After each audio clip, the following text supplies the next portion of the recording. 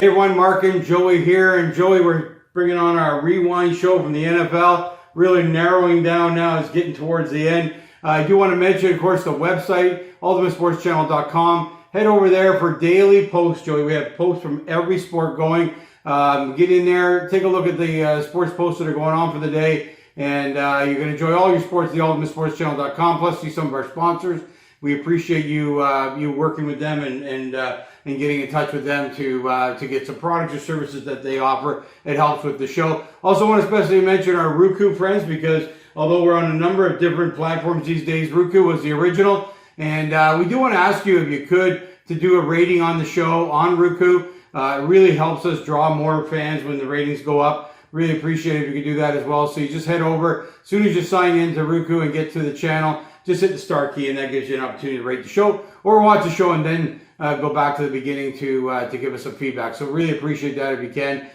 Joey, let's get into it. It's getting down there, man. Only 2 games last week, only 1 coming next week. Nothing even this weekend. So not as much to talk about in the NFL. Not a ton of changes with coaching and all that this week either. Some talk about some of the quarterbacks we'll chat about at the end of the show here. So stick around. But let's get to last week. I think we pretty much called it. These were non-games, and they turned out to be non-games. Yeah, I think Kansas City and San Francisco were heavy favorites, and they both won easily. Anyone could have really predicted that.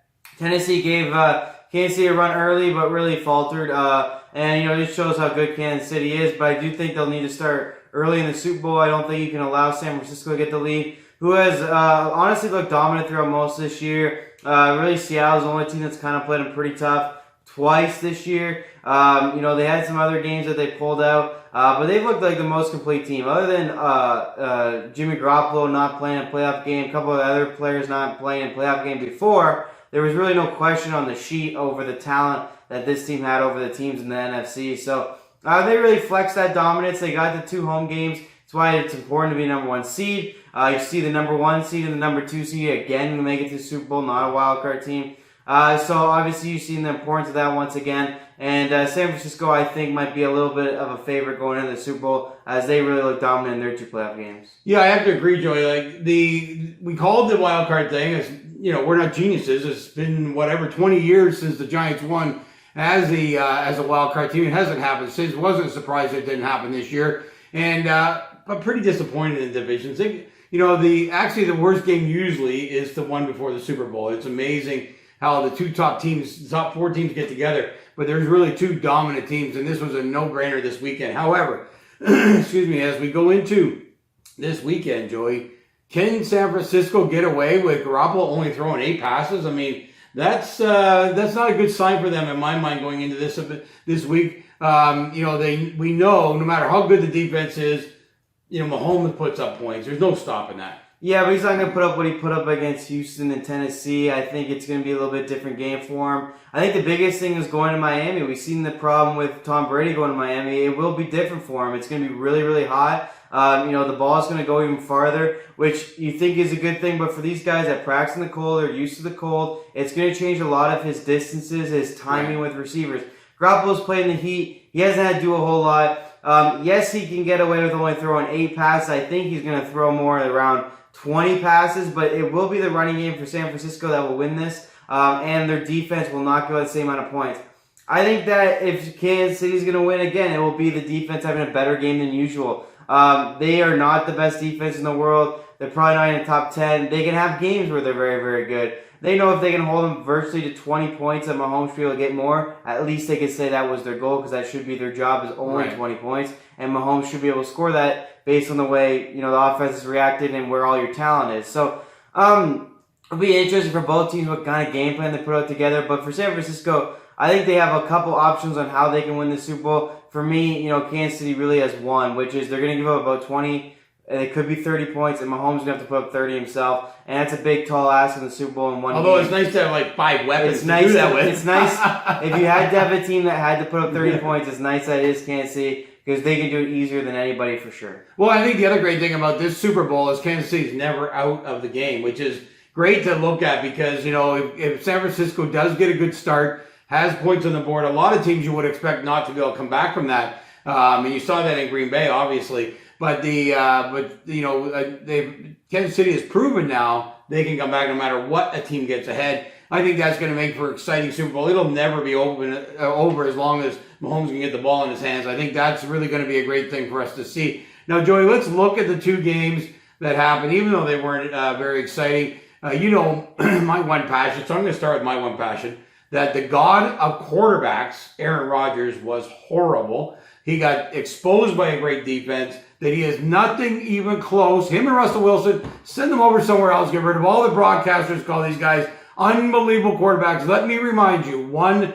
Super Bowl early in his career, has not even gotten there since then, and he was horrible on the weekend. You want to go blame it on the team all you want. He's got tools there. He could not get to the ball to them. He's a very above average quarterback at best. I know he's got all these stats, but you know what? When did he get all those yards, Joey, this week? Same as he does lots of weeks, fourth quarter. Aaron Rodgers or Wilson? Yeah, Aaron Rodgers. Yeah, I mean, Aaron Rodgers. Same as Wilson, though. That's where he builds all his stats. I mean, Wilson has more weapons than even Rodgers does. I will say Rodgers, really after his first receiver, you can't name another one. But I think this was just a meaningful game that was important for the Green Bay Packers to have. I don't think this team was ever ready to win. I think they got a little bit lucky with Chicago being bad this year. They beat Minnesota both times this year, and they beat Detroit. So they had 6 wins from their division alone, which definitely helped their cause. I really think that I've never been a huge Aaron Rodgers fan. This team was working really oddly. Like, I never had any confidence really in them to win. I'm surprised they beat Seattle, but that Seattle makes the same mistakes as they do, I felt like. Matt LaFleur is a first-time head coach. He ran a good defense. They made some good moves in the offseason. The offense side of the ball was very weird all year. He had Rodgers wear a wristband. They fought over audibles. They ran the ball to Aaron Jones, who did not have a great playoffs. Obviously, with the good game of San Francisco's defense, which they knew they were going to do.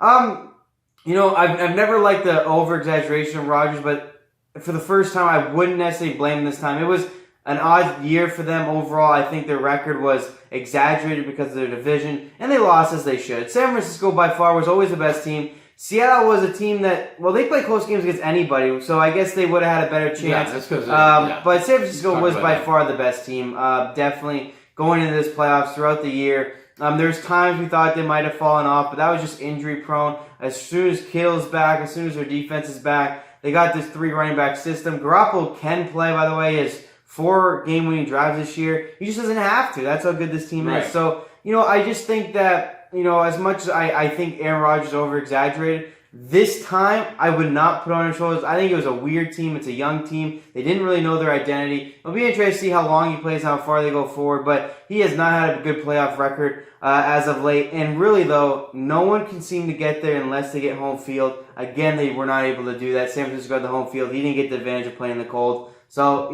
that's as much as anything it seems to be these days in the playoffs. These quarterbacks are honing in on their home weather. Well, I think there's no doubt that's always been a thing. Excuse me. And Aaron Rodgers wins in the cold. I mean, I don't think he's ever lost when the temperature's been below freezing. He didn't have that advantage. I think that's an advantage that certainly makes him an average quarterback in my mind, that he wins only at home. And we saw that at San Francisco, total domination. I do want to talk a little bit about Garoppolo. We're going to see what happens here. He's going to have to score some points. I don't care what defense Mahomes faces. He's got so many weapons. He throws the ball on a rope all the time, and he throws into coverage. One of the things that personally is a big passion of mine. Throw the ball, let the receiver catch it, let the receiver do what he has to do. I love Mahomes for that. He doesn't wait for guys to be open. That's why he didn't get sacked very often. He trusts his receivers. He fires the ball there. Either they're great passes and or his guys make great moves to get those receptions. I think this is going to be a tough game for San Francisco. Personally, I'm picking KC to win by 14. I think Mahomes is going to blow them out. Garoppolo is not going to have the game that, you just can't turn the passing game on and off as you choose. They're a running team. I think if there's anything that Mahomes does is the more the other team scores, the more passionate he gets and the more wicked he gets in scoring. So unless San Francisco can jump up and put some points on the board early, which doesn't bother Mahomes at all, to tell you the truth, but they got such a good defense. However, he went against Tennessee. He has a pretty good defense, too, and destroyed them. Yeah, but there's something very different about Tennessee and San Francisco. First of all, Tennessee did get up early, and if they kept the running game going, they could have wasted more clock. Derrick Henry had no yards in the second half. Yeah. So I don't see them doing that to San Francisco again because Kyle Shanahan has all this motion plays. He gets 3-4 running backs in there. He gets receivers around the ball. He has the best blocking tight end, George Kittle. You're talking about blowout. The reason why I don't see a blowout, first of all, if you trust Richard Sherman, which he has proven that you should, he will take out one of the receivers you think, and then they can focus on the other. That's going to be really the match of the game. I think Sherman will follow Tyreek Hill, and if he stops Tyreek Hill, they got a solid chance to win this game, if not a great chance, because then he's going to look to Kelsey. You can double team a tight end, stuff like that. I think Kyle Shanahan's a little bit underrated. Plus, I think all the pressure's on Kansas City. Really, San Francisco was 3-13 last year, so to be in the Super Bowl this year, they look dominant. They look at next year going, we'll be back next year too. They're not losing players. They're a young team with a young head coach, with a young quarterback, with a young running. Listen to all these young players that are already in the Super Bowl. So really, Kansas City. Well, let's look at Kansas City. The quarterback's 24 years old. But my point is, they're a young team too. Mahomes is seen as a bit of an individual. So a lot's more on him and Andy Reid. You look at Andy Reid has been all these playoff games, during the playoffs, has not won the big game. You look at Mahomes, he's already the MVP. People are already talking about he should win Super Bowls. He should be this, he should be that. So you look at Kelsey and Hill too. We know Hill's the fastest player on the field. Well, I'm thinking you're talking about Sherman. This is the way to look. Sherman, Hill's gone right by him. My point is, what does San Francisco have to lose in this game? They really don't. It's all pressure on Kansas City. San Francisco, though, has many things going their way. They have Garoppolo, who can play, by the way. They have a great running game. They have a great defense. They have an individual that might take out Tyreek Hill. I don't think he can ever take him out, but hopefully just slow him down. And then a young coach in Kyle Shanahan. There's a reason why Andy Reid's never won the big game. He's never won the big game because he's never won the big game. Now, he's never done it this time. Yeah, he's been there with Philly. way back. Yeah, way with back. Philly, with Dominic McNabb, a great team there. Yeah. There's a lot of question marks. I think no team has ever dominated in the Super Bowl. I don't think Kansas is going to dominate the Super Bowl. I think it's going to be a tight game. It'll come down to the wire, but I don't think I'd hand it to Mahomes by any means. I would make them a little bit of a favorite, though, for sure, just because I think he's the best player on either team. By far, and with so many weapons. He could actually go to any team and make them unbelievable. So we're going to see what happens there. I got a big play on Kansas City. I just think that Mahomes is going to dominate the game. I don't think San Francisco has the speed. I don't think Richard Sherman has the speed anymore that he'll need on Tyreek Hill. And after that, that defensive backfield is suspect without Sherman.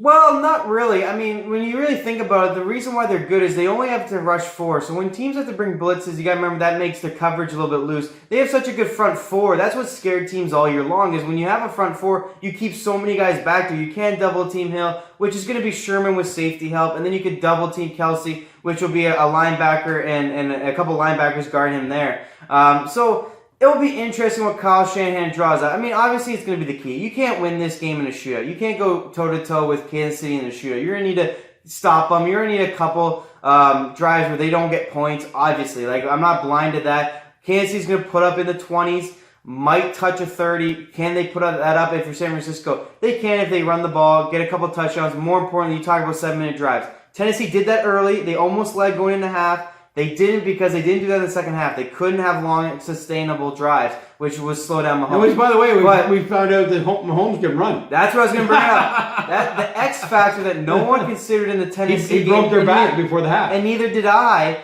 And is going to be an X factor in the San Francisco game is you take away Hill, take away Kelsey. He ran the ball with his legs. I did not expect him to do that against Tennessee. An important first down, an important touchdown. Yeah, then that's going to be something to watch for. If you're San Francisco, that's a tough call is how much do you watch Mahomes and can he get out of the pocket and make some runs? That was definitely the game changer. Well, I think he's never had to run, so he hasn't shown that he can run. Yeah. But that touchdown run, not only did he run fast, he broke tackles to get in the end zone. This was completely unexpected. And there was another first down, I forget exactly when it was, but all I know is the touchdown before the half changed that whole game. Oh, yeah. Tennessee had a little lead, 3 points.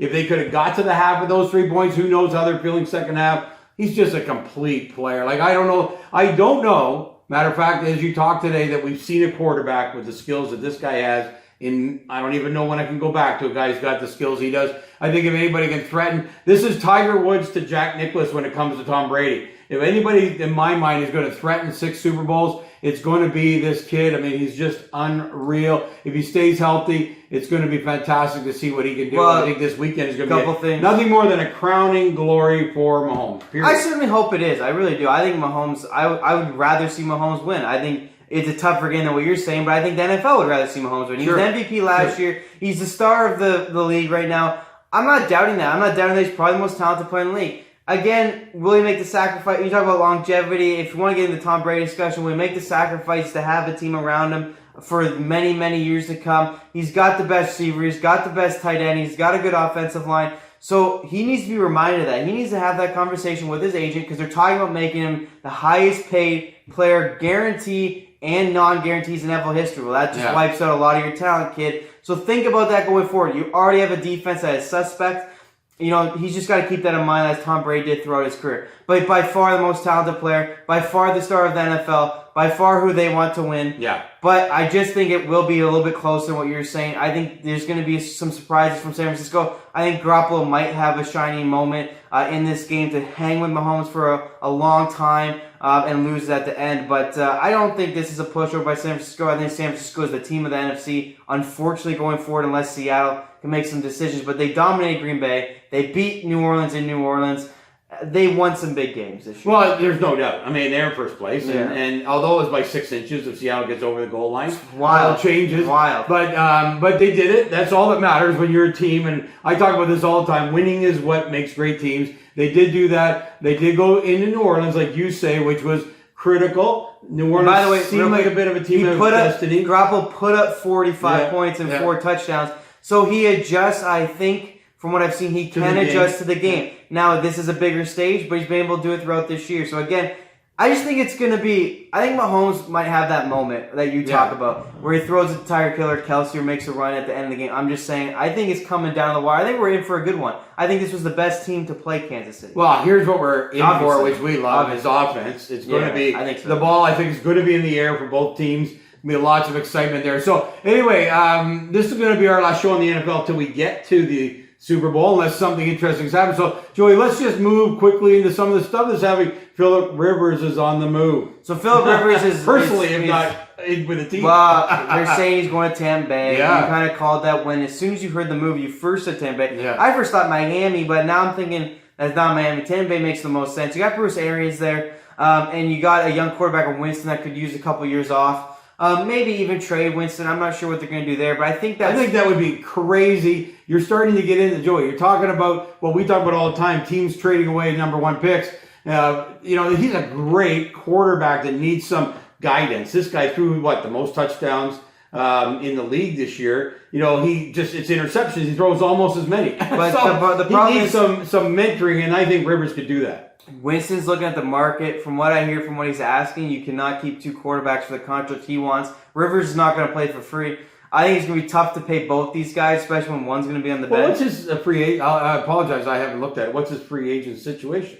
He should still not be able to. Winston can go free agent. Yeah. Oh, he can. Okay, so he's still under a contract. And they held him. He's asking for something in the $20 million, and I think he's going to get it from some desperate team because what you just said, despite the interceptions, he has thrown the most touchdowns, and everyone's going to believe if I can stop that, I got a great quarterback. By the way, it was the number 1 pick. But I do think it's smart for Tampa Bay. I think Tampa Bay is a team that could win. I mean, they were so close the last couple of years. They keep finishing with a 500 record. You throw in Rivers there, he might be improved. By the way, Rivers will throw a ton of interceptions too. So I don't really know what you're getting. What a great combination. I don't really know. Now, I know Bruce Arians is not a Winston fan.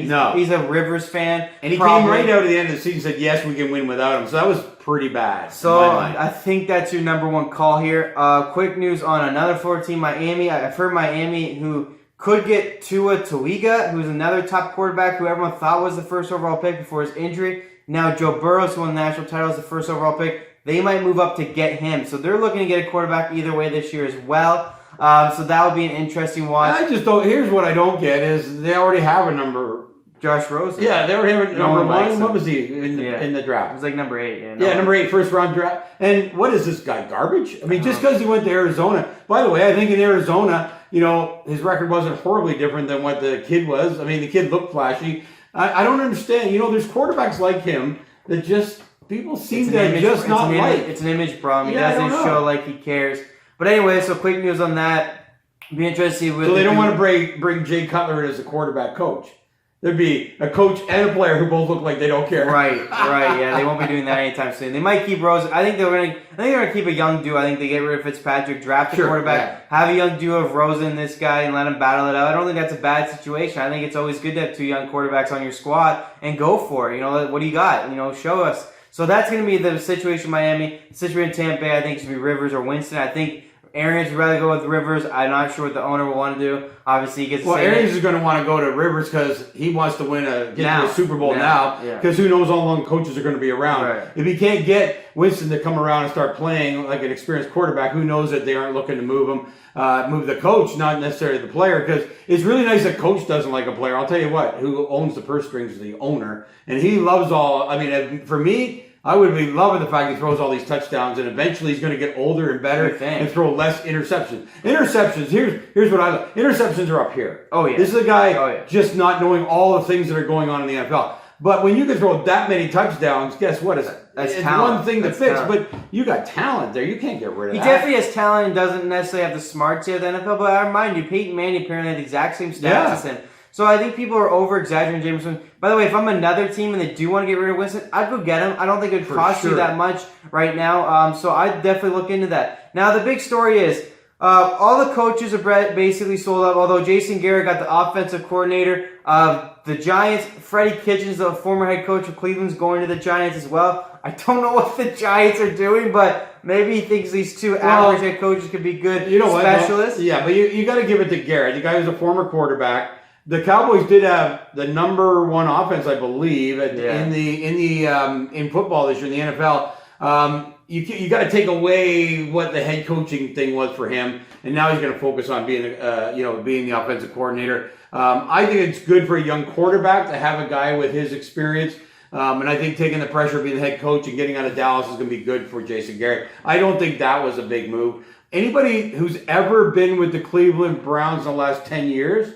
No one should hire. Yeah. I mean, they've got to be feeling so bad on themselves of what they've had to go through. I wouldn't bring anybody in from Cleveland. I'm sorry to sound mean that way, but they have no good feelings coming into this new job. Jason Garrett has, and he has back experience as well. Yeah, I mean, I'm not sold on any of them, but they might be good specialists, I guess is what you're looking at here. But, I don't like any coach that really hasn't won. I'd rather bring in new blood and see what they can bring to the table. But anyways, that's what's going to happen. I would have liked a college offensive coordinator because every quarterback's playing like college level. Right. Daniel Jones of the New York Giants is a running quarterback, is a throwing quarterback. Well, Saquon Barkley. Well, in college, they have a great running back usually and a quarterback that can run through the ball. And you're a college. You're coming from college. The head coach so I don't know. Anyways, that's the situation there. Let's talk about the biggest one. Josh McDaniels hasn't gone anywhere. He hasn't gone anywhere, and it's because Brady hasn't gone anywhere. And Brady, and they're going to have enough room once Brady goes. Brady is respectfully waiting to the end of the Super Bowl, so that's good. The only thing he has said is he will meet with other teams, and apparently embarrassed by the Patriots' offer.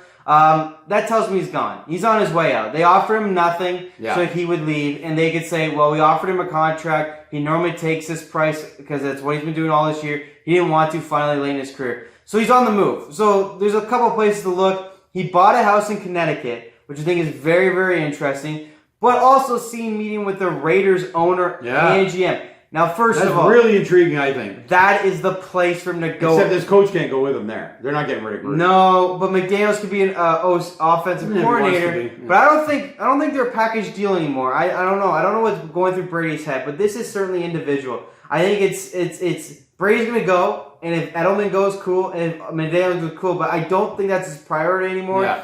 It hasn't seemed like it. But I think if he goes to Vegas, because that's where they're moving this year. So the first season in Las Vegas to bring in the best quarterback to ever play the game is perfect for the Las Vegas Raiders and perfect for Brady. Fancy new city. Well, Joey, fancy new city. It'll be interesting. They have to do it. They did it with their hockey team. They got a bunch of older guys, but they got Fleury. Yes. They got a key guy, and of course they got the Stanley Cup that year. Almost got there again this year. But they made, and the city is on fire right now. If you bring Brady into Las Vegas, this franchise will just go through the roof. Gruden needs an experienced quarterback like that on this team. He's got a lot of youth.